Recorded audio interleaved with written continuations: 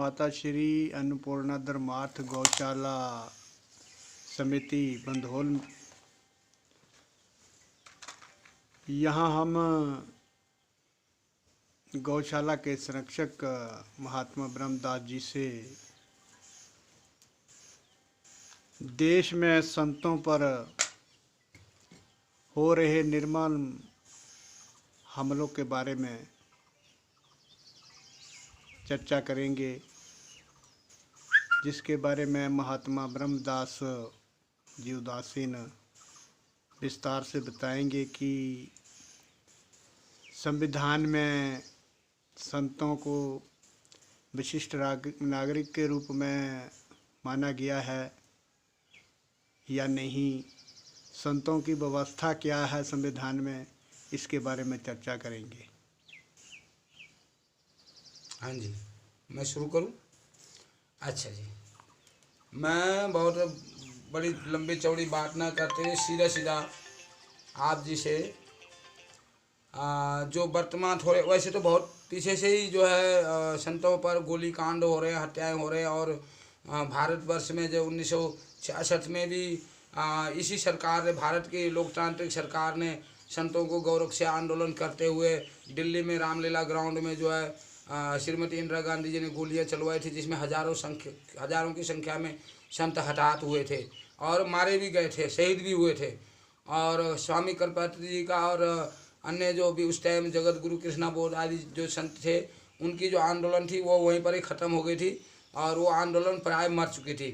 अब मैं वर्तमान समय में, इस समय जो भारत में जो सरकारी और गैर सरकारी जो सरकार द्वारा, भारत सरकार द्वारा मान्यता प्राप्त स्लॉटर हाउस, जिसमें हमारे भारत की जो है विभिन्न राज्यों से जो देसी नस्ल की गऊओं को या दूसरी गऊँ, कोई भी गौ वंश गऊ है, उनको उठाकर स्लॉटर हाउस में काटे जाते हैं, वो भी संत हत्या के समान ही है। और मैं हाल ही में जो दुर्घटनाएं हुए हैं भारत के विभिन्न राज्यों में, जैसे कि उत्तर प्रदेश में 2 संतों की हत्या हुई है, और यहाँ एक आपके जो है पालघर बम्बई में दो संतों की हत्या हुई है, एक नागरिक का हत्या हुआ है, और अभी कल ही जो है रूपनगर में एक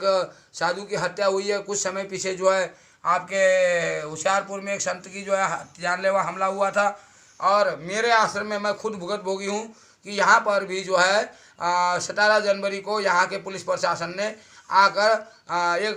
गौ भक्तों को, गौ रक्षकों को और साधु संतों के ऊपर फोर्स ने अचानक हमला करके घायल कर दिया था, जिसमें 3-4 गौ रक्षक, गौ भगत घायल हुए थे और एक साधु, 2 साधु घायल हुए थे, जिसमें से एक ठीक हो गया और एक उपचार सही नहीं हो पाने के कारण उनकी मृत्यु हो गई। यानी कि पुलिस के हमले से वो साधु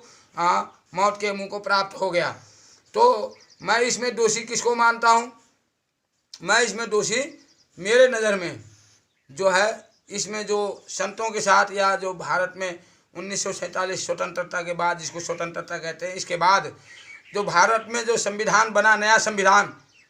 जो उस टाइम की जो संविधान परिषद थी, जो भीमराव अंबेडकर जी के अध्यक्षता में बनी थी, उस संविधान में कुछ ऐसी चीज़ें थे जिसको सिर्फ मैनेजमेंट सोसाइटी एक्ट 1860 के दौरान अंग्रेज़ों ने भारतीयों से कर वसूली के लिए बनाए थे। उस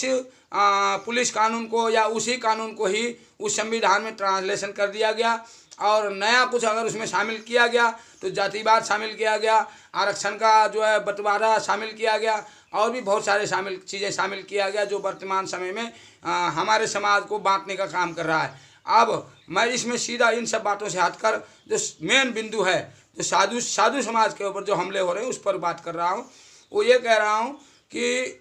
आज भारत में इस संविधान के अंदर जितने भी संगठन या संस्थाएं या कुछ भी एनजीओ चल रहे हैं या कोई संगठन चल रहे हैं, उनको किसी न किसी जाति, वर्ण या किसी न किसी कोटे के अंतर्गत डाला गया है। उनका कोटा बना है, कोई दलित कोटा, कोई श्रवण कोटा, कोई कैसा कोटा, आरक्षण के लिए अनेकों प्रकार के कोटे बने हैं।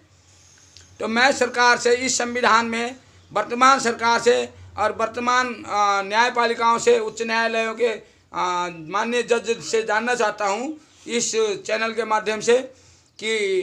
क्या भारत के संविधान में साधु समाज को किसी प्रकार का कोई नागरिक का दर्जा दिया गया है?